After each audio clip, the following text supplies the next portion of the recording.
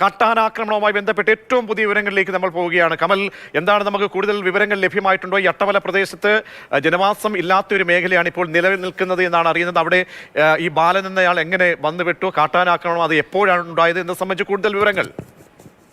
ഇന്നലെ വൈകിട്ട്, ഇന്നലെ രാത്രിയോ ഇന്ന് രാവിലെയോ എന്ന കാര്യത്തിൽ ഇപ്പോഴും ഒരു വ്യക്തതയില്ല.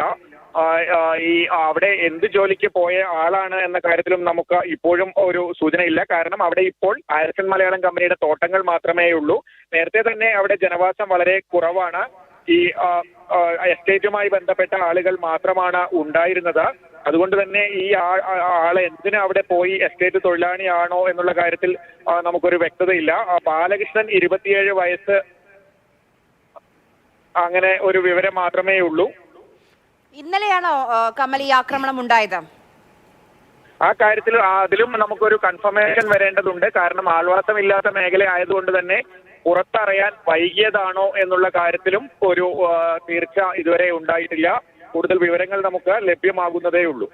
6 ആഴ്ചക്കിടെ വയനാട്ടിൽ ഉൾപ്പെടെ 6 ആഴ്ചക്കിടെ 8 പേർ കൊല്ലപ്പെടുന്ന ഒരു സാഹചര്യം. ഈ വയനാട്ടിൽ നിന്ന് പതിവായിട്ട് ഇത് റിപ്പോർട്ട് ചെയ്യപ്പെടേണ്ടി വരുന്ന ഒരു ഗതികേടുണ്ടല്ലോ കമൽ. അങ്ങനെ നമുക്ക് പൊടുന്നനെ ഒരു ദിവസം ഒരു 24 മണിക്കൂർ പിന്നിട്ടില്ല, വീണ്ടും ഒരു വാർത്ത ഇവിടെ നിന്നും റിപ്പോർട്ട് ചെയ്യപ്പെടുന്നവർ അങ്ങേയറ്റം ഖേദകരമാണ്. അപ്പോൾ ഈ ബാലനുമായി ബന്ധപ്പെട്ട് കൂടുതൽ വിവരങ്ങൾ ഇനി അടുത്ത നിമിഷങ്ങൾ നമുക്ക് ലഭ്യമാകും. ഇവിടുത്തെ ജനപ്രതിനിധികളോ മറ്റോ അവരെ നമുക്ക് ബന്ധപ്പെടാൻ കഴിഞ്ഞിട്ടുണ്ടോ?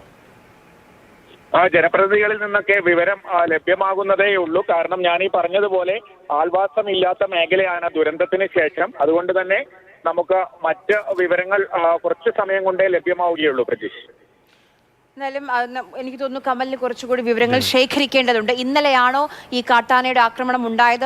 അതിലും ഒരു ക്ലാരിറ്റി വരേണ്ടതുണ്ട്. എന്തായാലും ആശങ്കപ്പെടുത്തുന്ന വിവരങ്ങളാണ് പ്രത്യേകിച്ച് നമ്മുടെ ഈ മലയോര മേഖലയിൽ നിന്ന് വന്നുകൊണ്ടിരിക്കുന്നത്. ഒരാഴ്ചക്കിടെ 4 മനുഷ്യ ജീവനുകളാണ് കാട്ടാനയുടെ ആക്രമണത്തിൽ കൊല്ലപ്പെട്ടത്.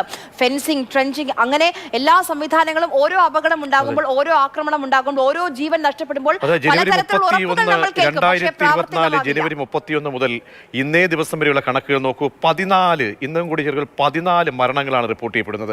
ഏറ്റവും ഒടുവിലായി നമുക്കറിയാം, കഴിഞ്ഞ ദിവസം 3 കണക്ക്. വയനാട്ടിൽ നിന്ന് രാധയെ കടുവ പിടിക്കുന്നു, ചിന്നാറിൽ നിന്ന് വിമൽ, സോഫിയ, പെരുവന്താനം, അങ്ങനെ സരോജിനി നീണ്ടു കിടക്കുകയാണ്. ഓരോ ദിവസവും മലയോരത്ത് ഇങ്ങനെ ഓരോ ആളുകൾ, ഓരോ കുടുംബങ്ങളാണ് അനാഥമായിക്കൊണ്ടിരിക്കുന്നത് എന്ന അങ്ങേയറ്റത്തെ ഗതികേടാണ്. എന്നിട്ട് കൂടി വനം വകുപ്പിന് ഇടപെടാൻ കഴിയുന്നില്ല. മാത്രമല്ല, വനം വകുപ്പ് പറയുന്നത് വനം വകുപ്പിന്റെ മാത്രം ഒരു ടെറിട്ടറിയിൽ പെടുന്ന വിഷയമല്ല, അത് കേന്ദ്രത്തിന്റെ കൂടിയാണെന്ന്. പക്ഷേ വനം വകുപ്പിന് ചെയ്യാൻ കഴിയുന്ന ഫെൻസിംഗ് ഉൾപ്പെടെയുള്ള നിസ്സാരമായ കാര്യങ്ങൾ, റീബിൽഡ് കേരള എന്ന വലിയൊരു പ്രോജക്റ്റ് വനം വകുപ്പിനെ സംബന്ധിച്ചുള്ള സ്റ്റേറ്റിൻ്റെതായിട്ടുണ്ട്. അവിടെയൊക്കെയുള്ള ഫണ്ട് നീക്കി വെച്ചിട്ടുണ്ട്, ബജറ്റിൽ പ്രത്യേക തുക വെച്ചിട്ടുണ്ട്. പക്ഷേ ഇതൊന്നും വിനിയോഗിക്കപ്പെടുന്നില്ല എന്ന ആവലാതികൾ ഈ പാവപ്പെട്ട ജനങ്ങൾക്കിടയിൽ നിന്നും നിരന്തരം ഉയരുമ്പോഴാണ് ഇന്നിപ്പോൾ ഇങ്ങനെ ഒരു സംഭവം കൂടി റിപ്പോർട്ട് ചെയ്യപ്പെടുന്നത്. എന്തായാലും സ്വാഭാവികമായും യോഗങ്ങൾ മാത്രം ഉണ്ടായാൽ പോരാ. ഇപ്പോൾ ഈ സോഫിയയുടെ കാര്യമൊക്കെ നോക്കൂ, അവരുടെ ആ ആശങ്കയിൽ എത്ര കാലം ജീവിച്ചു. 1 വർഷം മുൻപ് ഈ സമാനമായ പരാതി അവരുടെ വീട്ടിലേക്ക് എത്തിയ അധികൃതരോട് അവർ കൃത്യമായി പറഞ്ഞതാണ്. എന്നും കാട്ടാന ശല്യമാണ്, പുറത്തേക്ക് ഇറങ്ങാൻ ഭയമാണ്, മക്കളെ സ്കൂളിലേക്ക് അയക്കാൻ ഭയമാണ്, ഇത് പറഞ്ഞുകൊണ്ടിരിക്കുകയാണ്. പക്ഷേ അത് കേട്ട് മടങ്ങുകയല്ലാതെ ഓരോ സംഭവം ഉണ്ടാകുമ്പോൾ, ഓരോ ആക്രമണം ഉണ്ടാകുമ്പോൾ ശരി യോഗം വിളിച്ചേക്കാം, അതിലപ്പുറം ആ യോഗത്തിലെ കാര്യങ്ങൾ എന്തൊക്കെ ഇംപ്ലിമെന്റ് ചെയ്തു, എന്ത് മാറ്റം വരുത്തി, അതിന് ഫോളോ അപ്പ് ഇല്ല. ഗതികേടാണ്. ഒരു വിഷയം ഏറ്റെടുത്തുകൊണ്ട് ടാസ്ക് ഫോഴ്സിനെയും ജാഗ്രതാ സമിതികളെയൊക്കെ നിയോഗിക്കുന്നു. പക്ഷേ അതിനൊന്നും തുടർച്ചയില്ല. മന്ത്രി നേരിട്ട് എത്തുന്നില്ല.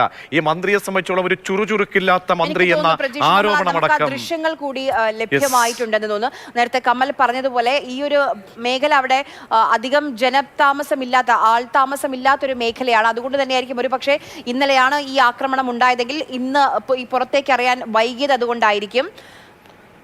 ദൃശ്യമാണ് നമുക്ക് ആദ്യ ദൃശ്യം ആണ് അട്ടമല സ്വദേശിയായ ബാലൻ യുവാവാണ്, 30 വയസ്സിൽ താഴെയാണ് പ്രായമെന്നാണ് അറിയാൻ കഴിയുന്നത്. കാട്ടാനയുടെ ആക്രമണത്തിൽ കൊല്ലപ്പെട്ടത്. ഇന്നലെയാണ് കാട്ടാന ആക്രമണം ഉണ്ടായത് എന്നാണ് അറിയാൻ കഴിയുന്നത്. കൂടുതൽ വിവരങ്ങൾ നമുക്ക് അറിയേണ്ടതുണ്ട്. എന്തായാലും ആശങ്കപ്പെടുത്തുന്ന വിവരമാണ് സംസ്ഥാനത്തെ മലയോര മേഖലയിൽ നിന്ന് ഓരോ ദിവസവും വന്നുകൊണ്ടിരിക്കുന്നത്. പക്ഷേ ഈ ബാലൻ എന്തുകൊണ്ടായിരിക്കും അവിടെ പോയത്? എസ്റ്റേറ്റ് തൊഴിലാളിയാണ്, കാരണം ജനവാസ മേഖല അവിടെ അല്ല. ഇപ്പോൾ താമസമില്ല എന്ന് പറയുമ്പോൾ ഏറ്റവും കൂടുതൽ വിവരങ്ങൾ നമുക്ക് ലഭ്യമാകേണ്ടതുണ്ട്.